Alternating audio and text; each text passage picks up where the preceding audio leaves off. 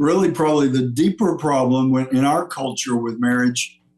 Too many people get married without a clear intention of anything. Wow. They're just embracing an idea, and they get all caught up in the wedding. Yeah. But don't spend sufficient time thinking about what it means to be married. Yeah.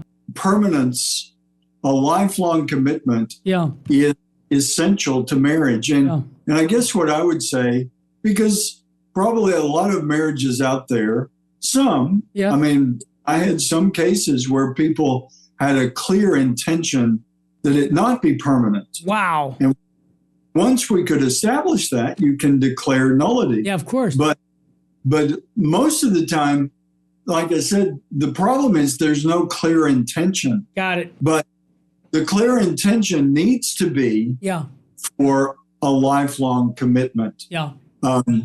If the intention is to the contrary, that shows a problem, a flaw in that marriage that makes it not marriage at all. Right. But for many marriages, they just need a clearer intention, a clearer commitment to what it means to be permanently bound to this man or this woman. Yeah.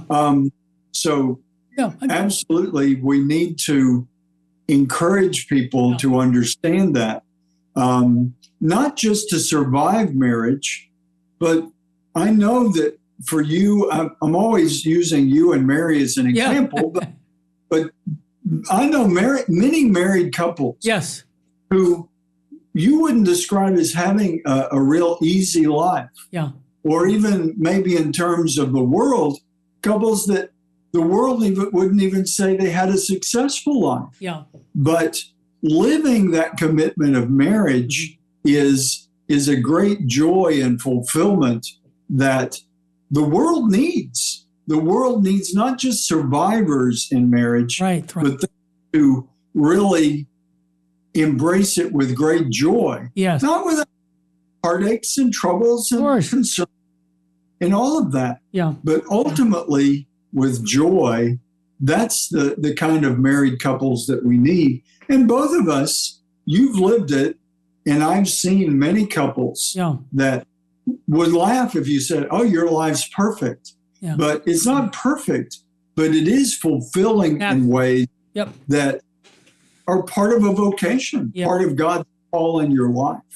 Bishop Strickland, we just celebrated a week or two ago the anniversary of Humanae Vitae, the July 25th, 1967. Both of us were children when that was going on. And I don't even recall, I have no consciousness of that issue that was going on about birth control. But in the catechism you guys have here from the St. Philip Institute, it says, why is contraception morally wrong? And I think a lot of Catholics have never been convinced of that. And here's what the answer is, and I want to take a couple minutes before we have to end our show to encourage people to embrace the church's teaching on this issue, because the world teaches you the contracept and say, children, put them aside. So here's what the answer is. Why is contraception morally wrong? Contraception, condoms, withdrawal, birth control, pills, sterilization, IUDs is morally wrong because it removes the procreative purpose from the sexual act. Contraception replaces this primary purpose with just mere pleasure, and that the sexual act is disfigured. A contraceptive act violates natural law and opposes God's design and purpose for the sexual act. Now, that is beautifully stated. I mean, how succinct can you be? Whoever put that together, I just want to congratulate them because they said it so beautifully. Your thoughts about why Catholics should embrace Humanae Vitae and reject the world's idea that sexuality is only for pleasure and kind of have like a recreational view of sexuality. Your thoughts? Well, really, Terry, as we were talking earlier, I think that paragraph really gives a good description of marital chastity.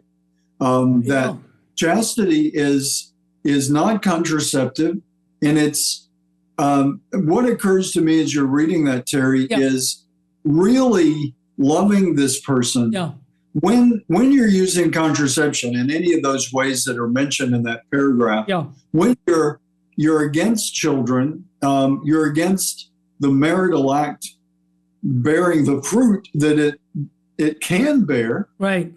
not just bringing the spouses closer together, but also the fruit of a child being conceived. What really, if you really drill down, Yeah. what is that man saying to that woman? What is that woman saying to that man? Great point. Basically, you're saying, my love for you is limited. Exactly. It's limited to what I've decided rather than being open to the fullness of what that marital act could result in. That's right. So I think that it goes to the very fabric of marriage. And that's why it's so critically important. Sadly, maybe the majority, but many Catholics at the time of Humanae Vitae and throughout history since Humanae Vitae, which has basically been a big chunk of our lifetime. That's true.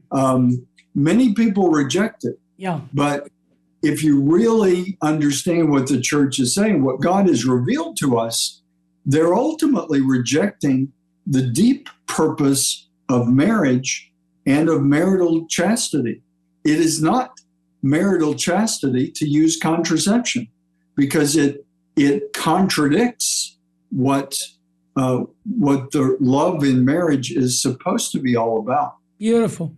Wow. I wish we had more time on that. We've done some talks on that. If you want to get the podcasts of Bishop Strickland's shows, many of them are on our website at vmpr.org.